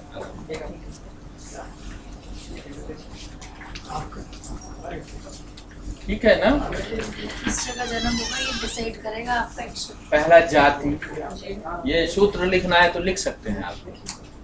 हमारे कर्मों के आधार पे डिसाइड होगा। बिल्कुल। क्या है सूत्र? ते जात्यायुर्भोगा, ते जात्यायुर्भोगा, ये योग सूत्र है। योग सूत्र पतंजलि का 2nd चैप्टर है। योग सूत्र पतंजलि। ते जात्यायुर्भोगा मतलब आपका जो एक्शन है ना भी, वो दोनों 2 लेवल पे एक्शन है, या तो ईगोलेस स्टेट में है या विथ ईगो है। यदि विथ ईगो है तो आप डिसाइड कर रहे हैं ना कि ये कितना पुण्य हो रहा है कितना पाप हो रहा है, कोई नेचर नहीं डिसाइड कर रहा है, सब कुछ आपके हाथ। आप कर रहे हैं डिसाइड। आपको लगता है कि ये ठीक हो गया, ये गलत हो गया, ये हो गया, इसका मतलब आप ईगो स्टेट में। मैं कह रहा हूँ ना, आप अपने को अभी एक इंडिविजुअल बीइंग मान लिया है और उसके आधार पे आप डिसाइड करें। तो एक्शन जो हो रहा है अब वो 3 तरह का रिजल्ट देगा। एक तो कहाँ जन्म होगा, दूसरा कितनी आयु होगी, और उस आयु में यानी जो शरीर मिला है उसमें कितना सुख होगा कितना दुख होगा। तो आयु, जाति, आयु और भोग, सुख और दुख, ये तीन चीज जो है ये तब आएगा ही यदि आप ईगो स्टेट में आके एक्सेप्ट करते हैं, ठीक है। और यदि ईगोलेस स्टेट में आप है, आपको ये ज्ञान है कि मैं अलग कुछ नहीं हूं, मैं प्रकृति का एक मैनिफेस्टेशन हूं, प्रकृति का जब मैनिफेस्टेशन हूं तो प्रकृति का जो अपना डायनामिज्म है, डायनामिक प्रोसेस है, उसके थ्रू सारे एक्ट हो रहे हैं, सारे एक्ट हो रहे हैं। उस एक्ट का एक एजेंसी में जो जिस रूप में मैं हूं उस रूप में मैं निमित्त कहते हैं ना, निमित्त मात्रम भव सव्यसाची 11वें अध्याय में है ये, जब वो दिखा रहे हैं विश्व रूप। उससे पहले अर्जुन को ये कहते हैं कि सव्यसाची का मतलब होता है कि दाहिने हाथ के अलावा बाएं हाथ से भी जो काम कर सकते, अच्छा, उसको कहते हैं सव्यसाची। सर एक कसाई है, वो हत्या कर रहा है बार बार पशु, लेकिन वो मानता है कि वो इसका प्रोफेशन है। तो उस टाइम पे उसे इस चीज से ये जो भी तृष्णा होगी उससे निजात मिल जाएगी। देखिए, यदि वो ऐसा उसको ईगो स्टेट में नहीं है और उसको ऐसा नेचुरल लग रहा है कि मेरा ऐसे ही मेरा डेवलपमेंट है, प्रोफेशन है, तो ऐसे बहुत कहानी आई है पुराण में कि वो नहीं पाप पुण्य। महाभारत में भी तो सर एक कहानी है ना कि वो एक तपस्वी वाली कहानी है। और आप प्रोफेसर ही हैं और आप ईगो स्टेट में हैं तो भी भोगना पड़ेगा। आप किस स्टेट में अपने को मानते हैं? सर एक चीज उसमें और समस्या आती है, अभी तक तो मैं अपने आप को गलत कह रही हूँ कि मैंने गलत किया आपके साथ, लेकिन समटाइम्स ऐसे होता है कि आपने गलत किया और मुझे लगता है कि नहीं, इस गलत को अगर मैं सहूंगी तो ये गलत बात है, मुझे एक्शन लेना चाहिए, या एक्शन लेना चाहिए। तो फिर वो क्या, वो तो ईगो से लूंगी, मैं ये कर दूंगी, ईगो से मैं वो क्यों कर लेंगे? दूंगी। दोनों स्टेट में ले सकते हैं आप, ड्यूटी ओरिएंटेड भी हो सकते हैं ना। अच्छा, इन्होंने ये किया, अब इसके लिए मेरी सर, ड्यूटी लेकिन ये अगर- बन रही है। लेकिन अगर सर उसको पैसिव में ले लूं कि नहीं कुछ ठीक है, बड़े हैं, गलती कर दी, ओके, नहीं तो वो तो कायरता होगी। वो खाया। हाँ, यदि आपके सामने लग रहा है कि जो समाज के द्वारा स्थापित नियम है उस नियम के खिलाफ जा रहे हैं और उसके लिए आप लड़ते हैं, तो ये ड्यूटी है आपकी। आप इसको ईगो से क्यों जोड़ते? ड्यूटी ये है कि हमारे सामने प्रकृति ने ये परिस्थिति पैदा की है, इसका निराकरण करना हमारा धर्म है। उसमें बिना ईगो में जाए हुए भी वो किया जा सकता है। हम आपसे कोर्ट में लड़ाई लड़ रहे हैं, लेकिन एक ह्यूमन बीइंग के रूप में हम खूब मिल रहे हैं, बात कर रहे हैं, लेकिन इस सिद्धांत से हम सहमत नहीं हैं। हम कर्तव्य रूप में हम लड़ रहे हैं, इसमें कहाँ दिक्कत है? तो कोई भी जो एक्शन है ना, वो दोनों लेवल पे किया जा सकता है, ईगो स्टेट, ईगोलेस स्टेट में भी किया जा सकता है। और ईगो के स्टेट में। यदि ईगो के स्टेट में करते हैं तो आप पाप पुण्य के भागी हैं, क्योंकि आपने तय कर दिया। तो बहुत मुश्किल है सर, ऐसे मतलब ऐसे सुन रहे हैं हम, गीता पढ़ते हैं, ऐसे कैसे हो पाता है? It's very difficult no. अब डेली लाइफ में हम सारे काम करते हैं, आप ये मैं से दूर हो ही नहीं सकते, कैसे मैं से दूर हो जाएंगे हम? नहीं, क्यों नहीं? तो ऐसे लोग हैं ना जो करते हैं। आप जैसे जितना मेहनत आप करते हैं ना जॉब के लिए, आप उतनी मेहनत इसके लिए भी करिए तो आप उस स्टेट में आ जाएंगे अपने आप। आप जैसे 30 साल 20 साल पढ़ते हैं, 30 साल पढ़ते हैं तो एक जॉब मिलती है, इसके लिए कितने साल लगाए? आप चाहते हैं कि 5 मिनट में सुने और वो स्टेट आ जाए, मैं ये सोच रही थी वो तो नहीं आएगा ना। आप चाहेंगे कि मैं 5 दिन पढ़ूं और मैं IAS बन जाऊं, मैं ये बन जाऊं, वो तो नहीं आएगा ना। उसके लिए जितना जो प्री रिक्विजिट है, जितनी जो अपेक्षा है, उसका उतना तो चाहिए ना। वैसे ही जो आप सुन रहे हैं, आप इस पे मनन करना शुरू कीजिए। आपने कहा ना कि पढ़ते ही थोड़ा सा चेंज दिखने लगा, अब इसको कंटिन्यूटी में करिए, श्रवण मनन कंटिन्यूटी में करिए। आप 2 साल 4 साल 5 साल 10 साल आप देखिएगा कि जो अभी कह रहे नहीं हो रहा है, उस दिन आप कहेंगे कि अब वही होता है। मैच्योरिटी चाहिए ना, अंदर का जो सेल सिस्टम है वो भी तो मैच्योर्ड हो ना। वो योगानंद जी की जो योगी कथामृत है ना, आप पढ़िएगा उसको, ऑटोबायोग्राफी वो योगी बायोग्राफी में उसमें युक्तेश्वर जी हैं उनके गुरु। तो उनको बचपन से वैराग्य था, पिताजी रेलवे के बड़े ऑफिसर थे, तो वो ढूंढते ढूंढते वो श्री रामपुर में रहते थे बंगाल में, युक्तेश्वर जी। तो उनके यहाँ चले गए, उसकी अलग अपनी कहानी है, लेकिन वो जाते थे तो बोले जाओ ऊपर ध्यान करो। तो अब वो 6 महीने, साल, 2 साल, 3 साल अब ध्यान करते थे, उनको कुछ होता ही नहीं था। तो अब आते थे कि गुरुजी कुछ तो हो नहीं रहा है, तो बोले फिर ध्यान करो। तो ऐसे वो 10 बार 5 बार आए, उनको लगा कि गुरुजी ठग रहे हैं मुझे। तो एक दिन बोलते हैं कि इतना सब कुछ मैं छोड़ के आया और आप बार बार कहते हैं कि ध्यान करो, होता कुछ है नहीं, तो मैं अपना जीवन ऐसे व्यर्थ में नहीं बिताना चाहता। तो एक बार तो अंत में वो भाग गए। तो फिर वो बोले कि ठीक है तुम जाओ, लेकिन आना तुम्हें फिर यहीं लौट के। तो वो भी घूम फिर के फिर आ गए। अब जब फिर आ गए तो फिर बोले अब क्या करें, तो बोले फिर ध्यान करो। होते होते अंत में बोले एक दिन मुझे आप बता दीजिए कि आप मुझे ये बार बार कहते हैं ध्यान करो, मेरा मन में कुछ हो तो हो नहीं रहा है। तो बोले देखो अब तुमको उदाहरण से समझाता, 60 वाट का जो बल्ब हो उसमें यदि 1 करोड़ की जो एनर्जी फ्लो कर देंगे तो क्या हो जाएगा, ब्लास्ट कर जाएगा, वेपर बन जाएगा। बोले तुम्हारा अभी बॉडी का सेल सिस्टम ऐसा है, ठीक है ना। अब जिस स्टेट की मैं तलाश में हूँ कि उस स्टेट में तुम्हारा पर्सनैलिटी आए, वो तुम्हारा उसको लोड ले पाए, उस दिन हो जाए। मुझे पता है कि क्या चल रहा है। मैं जब कहता हूँ ध्यान करो तो तुम्हारा कितना डेवलपमेंट हो रहा है, क्या हो रहा है, बॉडी में क्या डिफरेंस आ रहा है, ये सब पता है मुझे। वो जिस दिन समय आएगा उस दिन फ्लो कर देंगे, जब तक नहीं आएगा तब तक तो नहीं कर सकते ना। तो इसीलिए उसके लिए जितना रिक्वायरमेंट है, वो रिक्वायरमेंट जब होता है तो आप जो अभी कह रही है नहीं होगा, वो तुरंत होने लगे। तो इसलिए होता क्या है ना कि हम बाकी चीज़ों के लिए बहुत मेहनत करते हैं, छोटी छोटी चीज़ के अचीवमेंट के लिए बहुत मेहनत करते हैं, बड़ा आनंद से करते हैं कि ये करेंगे ये जॉब मिल जाएगी। लेकिन जब इस तरह की बात आएगी ना तो हमें लगता है 2 मिनट में हो जाएगी, तो वो नहीं होगा ना। इतना तो आप जान रही है ना कि जो पढ़ने से चेंज आया, तो पढ़ने से चेंज आया तो 10 साल यदि आप श्रवण मनन निधिध्यासन का प्रैक्टिस करें तो क्या आ सकता है, आप इससे कल्पना करें। वो करने से जो ईगो का स्टेट है ना, वो ईगोलेस स्टेट में जाना शुरू हो जाए। आप अपने आप में कई जो टाइम्स ज़्यादा जो है वो आप कॉन्फिडेंस, कई टाइम्स ज़्यादा सब कुछ अनुभव करने, और जो अभी लगता है नहीं होगा वो होने लगेगा, आपको पता भी नहीं चलेगा होने। हमारे देश में हमेशा ऐसे लोग रहे हैं कि अब युक्तेश्वर जी की है मैं एक कथा, वो उनको ब्रह्मज्ञानी माना जाता है, लेकिन वो कोर्ट में केस भी लड़ते थे। उनको आश्रम पे कोई कब्जा कर लेता था तो वो कोर्ट में भी जाते थे।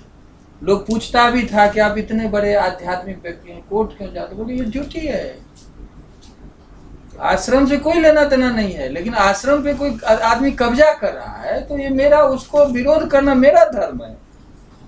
यही तो कृष्ण अर्जुन को कह रहे हैं ना कि तुम ये सोच के मत करो कि मैं अर्जुन, मैं ये भीष्म पितामह, ये सोच के करो कि एक यीशु है, यीशु में भीष्म एक तरफ है, हम दूसरे तरफ हैं। वो ईगोलेस स्टेट में भी वो युद्ध लड़ा जा सकता है। ईगोलेस स्टेट में जब लड़ेंगे तो आपको कोई थकावट नहीं होगी, आप फ्रस्ट्रेटेड नहीं होंगे, एंजॉय करते हुए लड़ेंगे तटस्थ भाव से। ये यदि हो गया ना तो ये सबसे अच्छा व्यक्तित्व। उससे पहले जो है फ्रस्ट्रेशन तो सबको हो ही रहा है, तो फिर उपनिषद के ज्ञान की क्या जरूरत है? यही तो जरूरत है ना। तो एक मंत्र तो कर लें, ये सब उसी के अंदर है, इस मंत्र के अंदर ही है। तो ये 5 चीज तो समझ गए ना कि उपनिषद का जहां भी हम एनालिसिस करेंगे इन 5 तरह से करेंगे कि उत्पत्ति, स्थिति, लय, प्रवेश और नियमन। ये पांचों के पांचों मॉडर्न साइंस से जुड़ा हुआ। ये मॉडर्न साइंस भी यही पांचों कर रहा है। एक इसीलिए साइंस को इतना, साइंटिस्ट को इतना अट्रैक्ट करता है, उनका भी यही एरिया है। तो कहते हैं ईशावास्यमिदम, वो जो एक ईशनी शक्ति है जो सबको कंट्रोल कर रहा है, बाहर से भी और अंदर से भी, उसी से ये सब परवेटेड है। वो एक सिंगुलर रियलिटी है जिसके थ्रू सब कुछ कंट्रोल्ड हो रहा है। क्या कंट्रोल्ड हो रहा है? जगत्याम जगत, जगती कहते हैं पृथ्वी को, ठीक है ना। पृथ्वी के जितने नाम है ना, उसमें एक नाम है जगती। तो जगत्याम जो है वो सप्तमी विभक्ति का एक वचन है। पृथ्वी पर, पृथ्वी पर जो कुछ भी है, जगत का मतलब जो कुछ भी चलने फिरने वाला, पशु है, पक्षी है, मनुष्य है, आप इसके अंदर पेड़ पौधे भी ले लें, इसके अंदर सब कुछ और ले लें, जिसको आप इनऑर्गेनिक, ऑर्गेनिक जो कुछ भी कहते हैं, या अलाइव या डेड, जो मैटर जो कुछ भी कहते हैं इस पृथ्वी पर, जगती पर जो कुछ भी है, जगत का मतलब मूवमेंट में जो कुछ भी है, कहते हैं वो किसके द्वारा? एक सिंगुलर रियलिटी के द्वारा परवेटेड है, कण कण में वही व्याप्त है। ठीक है, तो ये तो एक फॉर्मूला हो गया ना, इज इक्वल टू mc² ना। मास जो दिख रहा है वो फाइनली एनर्जी है और वो सिंगुलर है। यही तो कहना चाह रहे हैं ना कि जगत्याम जगत, पृथ्वी पर जो कुछ भी है वो सब का सब एक रियलिटी से परवेटेड है, एक ही रियलिटी है वो। यदि ऐसा है तो फिर आप किसके लिए आपको लोभ होना चाहिए? कैसे मन में आएगा कि सब कुछ मेरा हो जाए, दूसरे का ना हो, मैं उससे ले लूं? या तो वो ज्ञान नहीं है। यदि ज्ञान हो गया कि एक ही चीज सब जगह है, तो जो चीज उधर है वो इधर है, सब जगह एक ही चीज है। एक ही चीज है तो फिर दूसरे से लेने के बदले या प्रकृति का अधिक से अधिक उपयोग करने के बदले आपके मन में स्वतः आ जाएगा कि जो शरीर के लिए अत्यावश्यक है उतना ही प्रयोग किया जाए। एक लोटा ही पानी लाया, एक लोटा ही पानी लाया जाए, बाल्टी में लाने की क्या जरूरत? यदि बाल्टी की जरूरत है तो ठीक है। वो कहते हैं ना कि it should be need based, not greed based. Need और ग्रीड में बैलेंस, नीड और ग्रीड के बीच में लक्ष्मण रेखा, कहां तक नीड है और कहां से ग्रीड शुरू हो जाता है। ये जो चीज है, ये उपनिषद पढ़ने से, गीता पढ़ने से आपको ये पता चलेगा कि यहां तक नीड है, इसके बाद ग्रीड है। और नीड यदि है एक दो कमरे की, तो दो कमरे के लिए ही तो प्रकृति से लकड़ी लेंगे ना। दो कमरे के लिए प्रकृति से सारी चीज जुटाएंगे। और बहुत सारे लोग हैं जो 10-10 घर होते हैं, तो घर होते हैं तो आपको प्रकृति से उतनी चीजें लेनी पड़ेगी ना। वो नीड नहीं है आपकी, तो ग्रीड हो गया। आपको 30 किलोमीटर जाना है ड्यूटी, तो गाड़ी हो, ये नीड है। लेकिन जेएनयू के कैंपस में हम रहते हैं तब 4 गाड़ी हो, ये ग्रीड है। समझ गए कि नहीं? आपको ये पता चलने लगेगा कि कहां तक नीड है, कहां से ग्रीड शुरू होता है। ग्रीड जहां से शुरू हो गया, अज्ञान को बता दिया। इसका मतलब आप प्रकृति के इस डायनामिज्म को समझ नहीं रहे। तो इसीलिए दूसरा सेंटेंस वो कहते हैं कि यदि सब कुछ एक ही रियलिटी से परवेटेड है, सब में एक ही सत्ता है, तो फिर त्याग पूर्वक उसका उपभोग करो। त्याग पूर्वक उपभोग का मतलब नीड बेस्ड लाइफ लीड करो। आपको जितनी आवश्यकता है उतना आप प्रकृति से लो। ठीक है, तो फिर क्या? तो कहते हैं कि माँ गृधः, अब साफ साफ बोल भी दिया। पहले में तो ये बताया उतना ही आप त्याग पूर्वक लो का मतलब आप समझ रहे हैं ना। आज एनवायरनमेंट की जो प्रॉब्लम है, आज जितना बताया ना कि 16 में जो पेरिस में हुआ है, उसका स्लोगन ही है कि गो बैक टू वुड्स। अब सोलर एनर्जी की बात आ गई है, देख रहे हैं ना, ये जितना है कार्बन की चीज है उसको हमें साइड करना है। सोलर अभी मोदी जी लीड भी ले रहे हैं, सूर्य का सब समझौता हुआ है, अब नया टर्म कॉइन हुआ है। तो ये सारी चीज क्या है, हमें प्रकृति से लेना है, और प्रकृति से वो चीज लेना है जिससे कि कम से कम समस्या हो। ठीक है, तो माँ गृधः पहले तो दिया कि कम त्याग पूर्वक आप उपभोग करिए, मतलब उतनी चीज लीजिए जितनी जरूरत है। फिर जब ये बात जैसे है तो माँ गृधः लोभ ना करो। लोभ कब होता है, ग्रीड, नीड और ग्रीड की बात आई ना, तो ग्रीड नहीं होना चाहिए, नीड बेस्ड लाइफ लीड करना चाहिए। कस्य स्विद्धनम, कस्य स्विद्धनम का मतलब जब एक ही रियलिटी सब जगह है तो किसका हम ले और किसका क्या है, समझ गए ना, किसका क्या है। तो यदि आपके मन में है कि मेरे 10 घर हैं तो मेरा 10 घर है, मेरी गाड़ी है, मेरा ये है, मेरा वो है, और अनावश्यक है, तो कहते हैं ये आपका नहीं है, आप इस भ्रम में न रहें। ये जिसको आप अपना मान रहे हैं थोड़े समय में सब गायब हो जाए। ठीक है, तो ये मान के ईगो ला करके फिर फ्रस्ट्रेशन में आना, दूसरे को इन्फीरियर मानना, अपने को सुपीरियर मानना, पर्यावरण का नुकसान करना, समाज में कई तरह की अनियमितता लाना, ये सारी चीज तब संभव है जब आप ये मान लेते हैं कि एक तत्व सब जगह नहीं है, हम अलग हैं बाकी अलग। जैसे सेमेटिक व्यू है कि गॉड ने ह्यूमन बीइंग को क्रिएट किया है, क्रिएट किस लिए किया है, नेचर को डोमिनेट करने के लिए।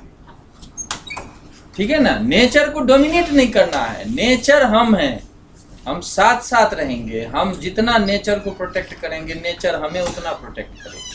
इस तरह से यदि आप चलते हैं तो ये हमारे जो अच्छे व्यक्तित्व का जो है वो सूचक है, और ये ऋषि बता रहे हैं इसमें। तो इसीलिए इस मंत्र को महात्मा गांधी सबसे ज़्यादा महत्वपूर्ण मानते थे और कहते थे इस एक मंत्र से पूरे वैदिक साहित्य को दोबारा रचा जा सकता है, इतना इसमें पोटेंशियल है। और एक तरफ इसमें मॉडर्न साइंस भी है, एक तरफ इसमें पर्यावरण भी है, एक तरफ इसमें जो समाज में जो दूसरे की चीज़ हड़प लेना, हम अपने को क्लेम करना कि हम इतने बड़े हैं, हमारे पास ये प्रॉपर्टी है, तो ये सारी चीज़ जो है वो एक मंत्र में यहाँ रखा हुआ है। इसीलिए इसको पढ़ने से जो वेद का जो एसेंस है ना, वो सारी चीज़ यहाँ पे ऋषि ने रख दी है। तो ये पहला मंत्र था। ठीक है, अब इसमें किसी को पूछना है तो देखिए, अब ईशावास्यम का मतलब व्याप्त, समझ गए ना, ईश के द्वारा व्याप्त है सब कुछ, इदम सर्वम, यह सब कुछ। ठीक है, अब इसमें तो कुछ अलग नहीं है ना, सब कुछ उसी से व्याप्त है। क्या व्याप्त है, जगत्याम, जगत, जगती शब्द है, पृथ्वी का अर्थ है, पृथ्वी यानी सप्तमी विभक्ति एक वचन का है। जगत्याम मतलब पृथ्वी पर या पृथ्वी में जो कुछ भी है, वो जगत मतलब जो मूवमेंट में है, जो कुछ भी है वो सब कुछ उसी एक सिंगुलर रियलिटी से व्याप्त है। यदि ऐसा है तो आप त्याग पूर्वक ही किसी चीज का उपयोग करें।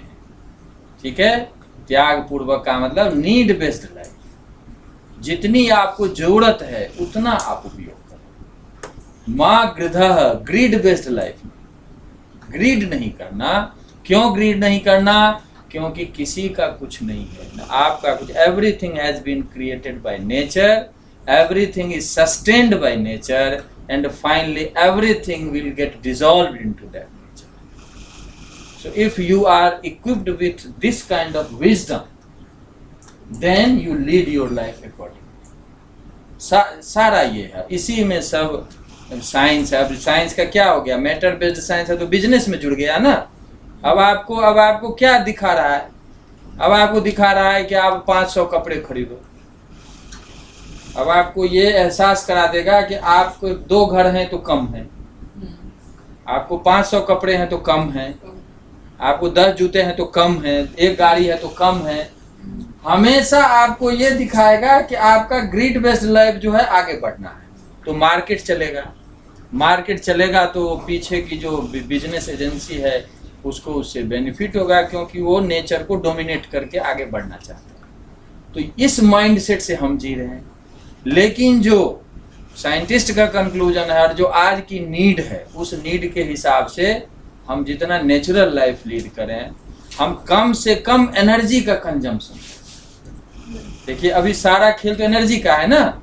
अभी इकोनॉमिक्स क्या कह रहा है, जो देश जितनी एनर्जी का कंजम्पशन करेगा वो उतना डेवलप होगा। डेवलपमेंट का डेफिनेशन आज के समय में इसी बेस पे सारा कैलकुलेशन होता है।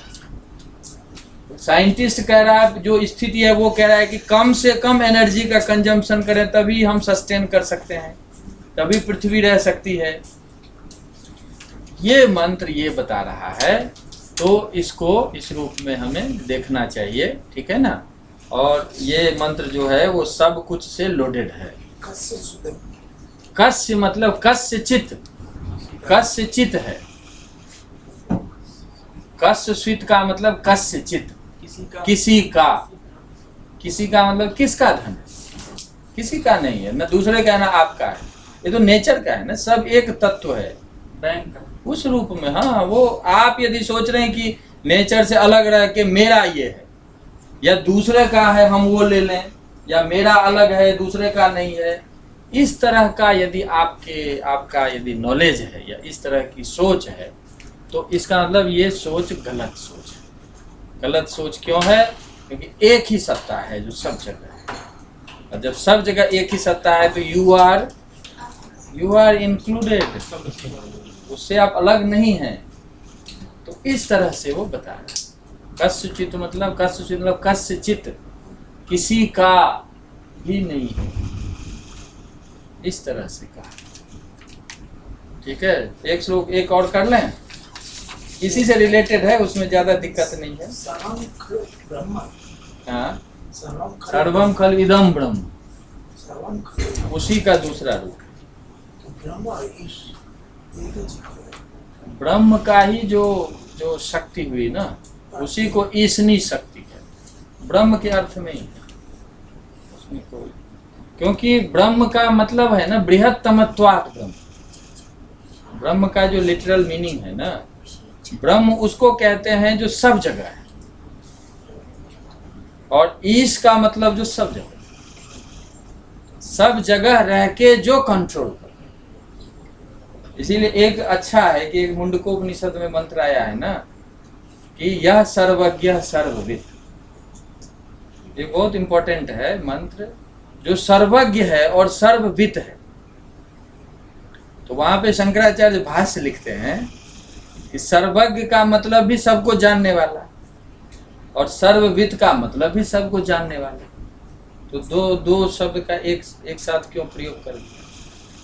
तो कहते हैं कि सर्वज्ञ का मतलब है कि सर्वम जानाति, सामान्य रूपेण जानाति।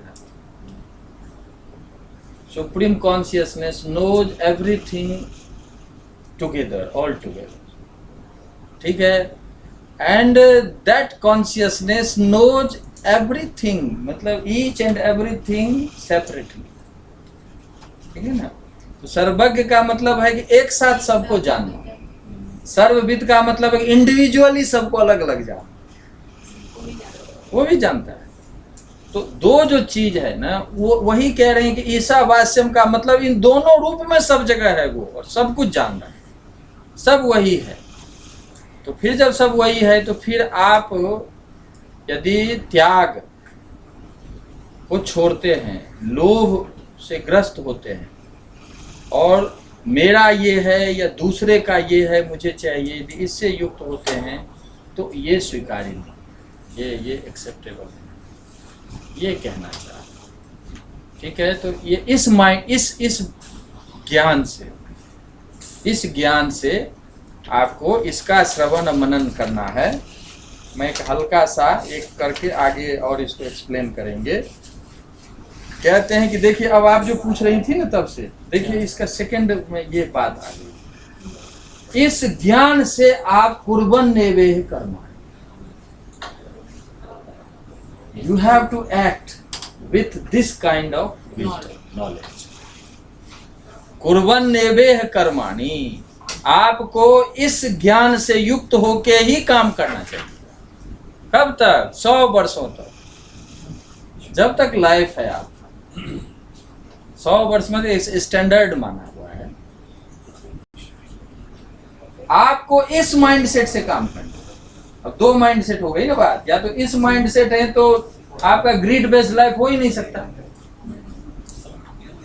ठीक है ना। दूसरे का क्या धन है आपको क्या मतलब है?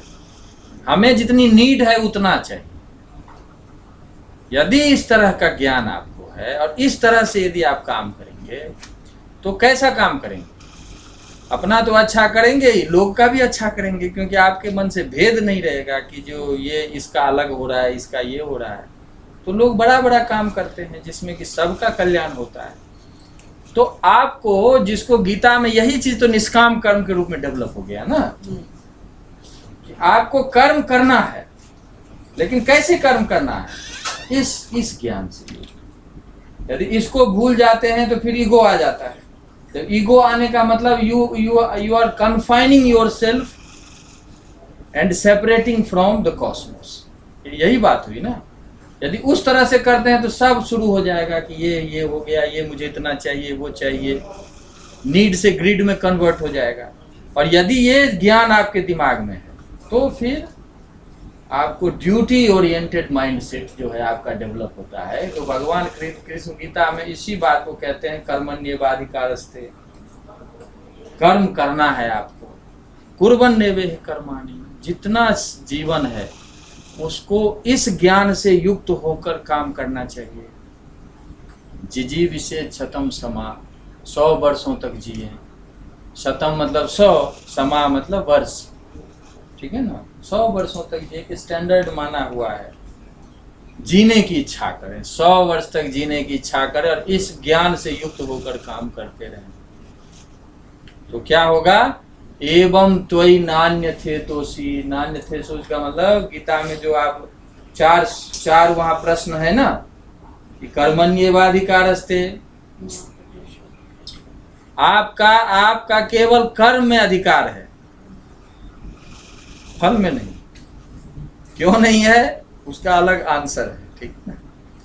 फल में अधिकार तो वो तय करेगा ना, जो सुप्रीम एजेंसी है जिसके थ्रू सब कंट्रोल हो रहा है, वो फल तय करता है, आप नहीं तय कर सकते। तो फल में अधिकार नहीं है।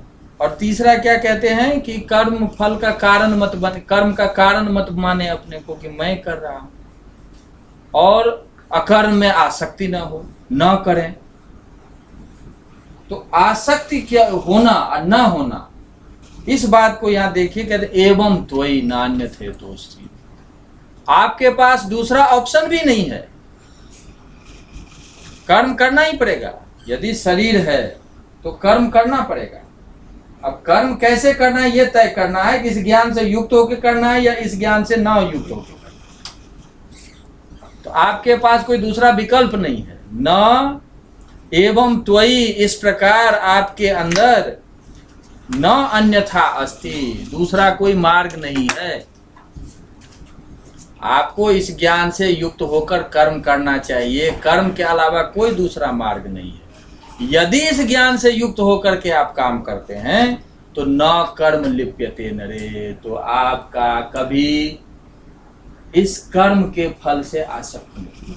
आपको उसमें ईगो स्टेट में आप जा करके जो क्लेम करते हैं कि मैंने ये कर्म किया है, ये बात ही नहीं आएगी। क्यों नहीं आएगी? क्योंकि ईशावास से मिदम सर्वम, ये इस ज्ञान से युक्त होकर काम कर रहे हैं। तो जितना हम डिस्कशन कर रहे थे ना शुरू से, कि ज्ञान यदि हमारा फ्रेगमेंटेड है तो ईगो आएगा, ईगो आएगा तो लोभ भी आएगा, सब कुछ आएगा। यदि इस जो यूनिवर्सल जो विजडम है, उस विजडम से इक्विप्ड होकर यदि हम काम करते हैं तो फ्रेगमेंटेड रियलिटी खत्म हो जाएगी। फ्रेगमेंटेड रियलिटी खत्म हो जाएगी तो ईगो स्टेट नहीं बनेगा।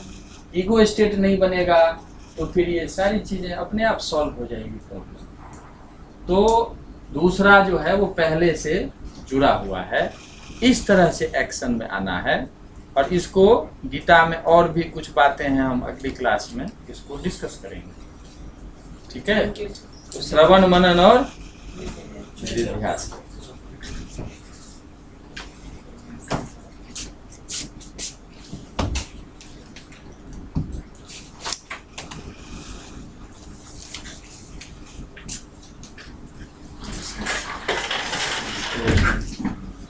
कैसी है? अच्छा, मैडम जी